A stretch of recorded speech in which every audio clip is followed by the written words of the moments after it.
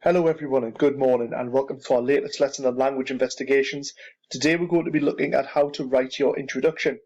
We're going to be looking at what an introduction is actually made up of, and then we're going to be looking at some past introductions from our students. We're actually going to be looking at students who would have been sitting their exam round about the time that you're actually listening to this now. So current year 13s, three or four fantastic pieces of work we're going to be looking at to really help and guide you through your introduction. So you'll have read in the spec paper that the introduction is one of the key things that you need to be doing, and the first thing you need to be doing as well when you actually write it up. Let's see what it actually means. So, your introduction is made up of these 5 things. Now, what I'd like you to do for this is to have the Word document handy, the introduction's Word document that I've sent to you, so you can be adding your thoughts to this. I want you to be writing key information that I give you, but I also want you to be starting to think and applying it to your own stuff. So please feel free to pause this video whenever you need to add your thoughts. Right, your introduction effectively contains these 3 things. What were you looking into and why? What was your topic? And what is your own personal interest within that topic? It might be an aspect of personal experience that could be relevant to you. Or it could be something you found particularly controversial or interesting or exciting. It could be something you really like watching or listening to or reading. It could be anything. This is about your interest. Why is it interesting? Particularly, why is it currently interesting? And as we read our 3 or 4 investigation introductions we're going to look at later, I want you to think, why was this investigation currently interesting to that particular student? We've got 4 very different topics coming up. One of which is immediate and serious, one of which is historical, one of which is a reality TV program, and one of which, well, I guess it kind of crosses over into all 3 of those things. The third thing for you to think about.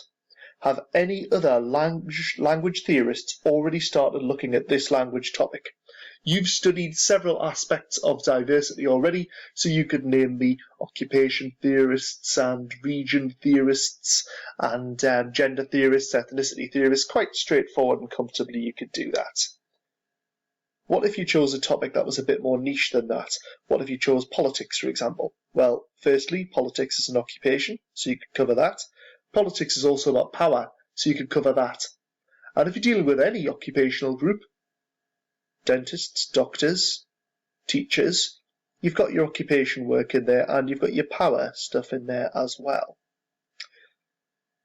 But more than that, there is probably some linguistic research on whatever you choose to look into. There's probably some stuff already out there.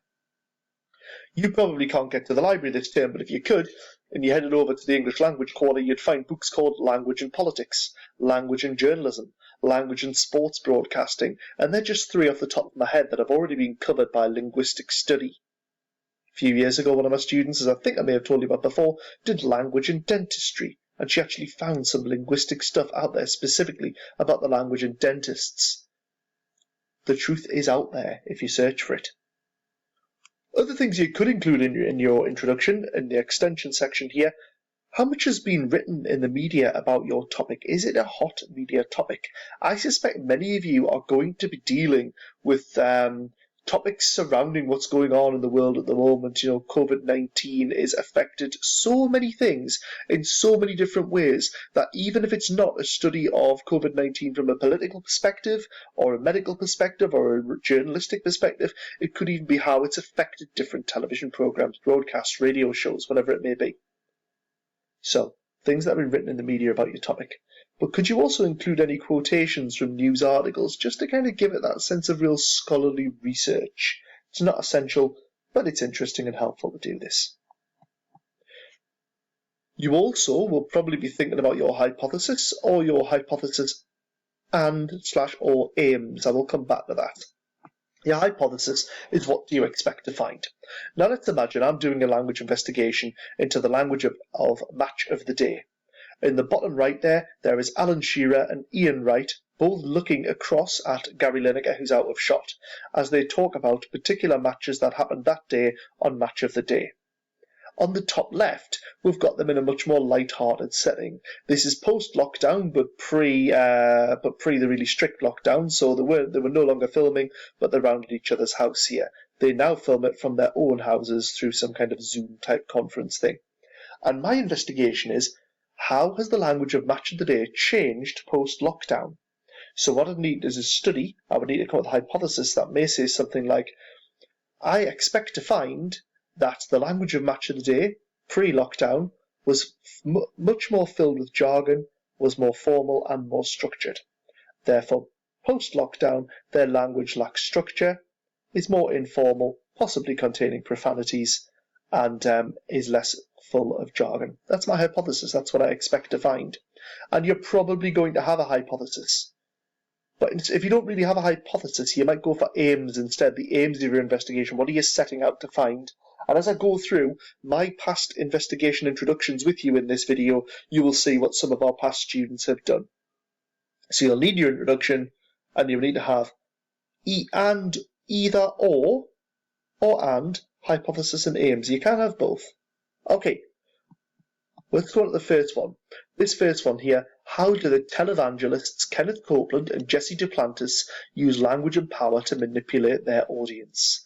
Televangelists are American preachers who basically are trying to make loads and loads of money through spreading the word of God. I would like you now to read this introduction. There are two sides to it. There is this slide and this slide, or you can read it all in the Word document and then come back to me, please, and I will tell you what this student has done really well in this introduction. So pause this, have a good read of it. You can write all over it as well and annotate it, then come back to this. See you in a minute.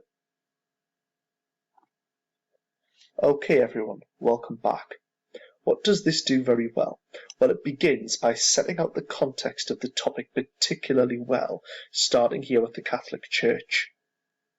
I'm slightly dubious about what I perceive as a bit of a biased approach to this. There's a clear seething hatred of the Catholic Church and televangelists coming through here, and you should try and remain a bit more objective than that. But it's very good in context. What she then does really well is she then, at the end of the first paragraph, zooms in here. In this clip, they're justifying their requests for donations in order to pay for a private jet. Yes, really, they are. So she goes from the wider context to the specific context of this particular one. That's good.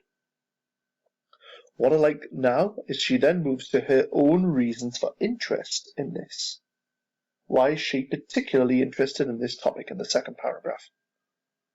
And she doesn't just keep this as I like this because I used to go to church, etc. She's really kind of thoughtful with the context, isn't she? She's very, very clever. In the aims, there is an exceptional grasp of linguistic context here. She writes, they utilize faith and trust, both of which are won through persuasive language. Really clever about how and why people are using language. She then goes on to say, specifically, my aims are to find out exactly how the two preachers make their perspective justifiable and what techniques and strategies are necessary in order to twist the unthinkable into the rational. Just think about that. These multimillionaires are trying to persuade poorer people to give them money so they can have a private jet. And the poorer people are going to think, oh yes, that's a good idea, I'm going to give them money. Love the way she's phrased that. In order to twist the unthinkable into the rational. So it's just really good here in the linguistic context too. What I would say about this, quite long, isn't it? You have 2,000 words to play with. And we were in the latest stages with this investigation. If I'd had more time, I'd have asked her to keep trimming this down. She trimmed it quite a bit, but needs to trim the introduction a little bit more. Okay, let's go on to our next one. You can pause at any time to add to your notes, remember. This next one, it's a language and gender study in Mary Berry versus Paul Hollywood on the Great British Bake Off. Pause the video and read it. You can write notes all over it, then I'll give you my feedback on this one.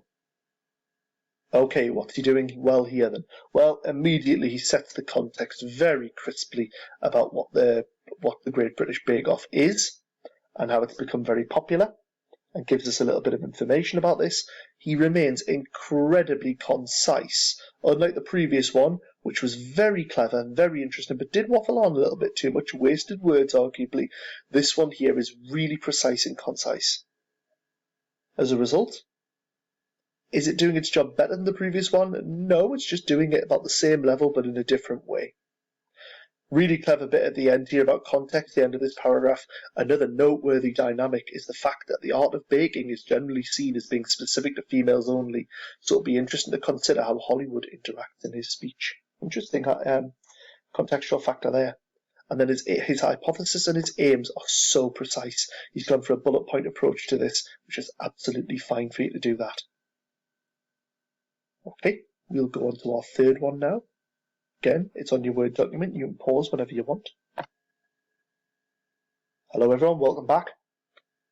So you've read the third one now. This one has a really deep and developed discussion of context.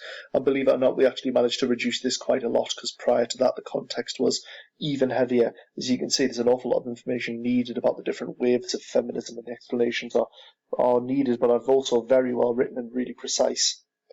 There's a really good focus about changing ideologies as well throughout this, towards the bottom here. And I think the whole concept of ideologies runs throughout this whole investigation, which is very impressive. We go on to the aims. This is really good on the linguistic context here, particularly with the use of nouns, where she explains why she's going to focus on nouns. One of the reasons I'm choosing to focus on noun and verb usage across the different waves is that due to the nature of protest posters, other grammatical devices are omitted, and nouns and verbs foregrounded for persuasive effect. Really good thinking. If you think about that, posters do leave out things such as determiners, conjunctions, prepositions, things like that are often left out, although pronouns strangely aren't, because pronouns are often very important with persuasive pieces. Okay, these are what I would consider to be, I would view these as A-grade introductions. When I'm reading these investigations, I'm thinking I want to give an A or an A star to these. First one, it's brilliance on context. It's so thoughtful. She was the context queen. Second one, because it's just so precise and analytical. So it shows you that there's more than one way to skin a cat, isn't there? You can be really detailed and developed, or you can be really precise, get to the point and leave words for your analysis. Fourth one, really deep historical context and very good in ideologies too. So the third one. The fourth one, which I'm not going to have time to go through with you, is also really worth your time reading. You'll have a copy of the PowerPoint. He's covering police stop and searches when police in London stop and search young black people for suspicion of carrying drugs. The flaw in this investigation is that it's really biased against the police, and I think he kind of goes out of his way to make sure that it does hit his points, but my word, it's a very good investigation. It's contextually so good, and it's really precise in what he's saying here. The aims are particularly good, the hypothesis good too, but the aims are really excellent in terms of guiding you through what he expects to find. Often it's just done through the way you use your discourse markers, isn't it? Firstly, I hope to. Secondly, I will. Lastly, I will. Really well structured. From 4 investigations that we never got to submit them, so we don't know the exact grades, but I was definitely putting all 4 of these investigations in at A grade. Certainly at least for the introductions. And I'm hoping that 2 of them would have got A stars in the end. Right, I hope you found that interesting. That's probably enough from me, because you need to really get stuck in now with your own investigation, don't you? So let's go back to the beginning again and remind yourselves, you now need to be looking at this. What are you looking into? Why? Why is it interesting? Have any other theorists started on this? And I think one thing that's missing from the bullet points here, because I've pretty much gone with the example of bullet points, is context. Context. What's really important about the context of your investigation. Okay, that's everything from me.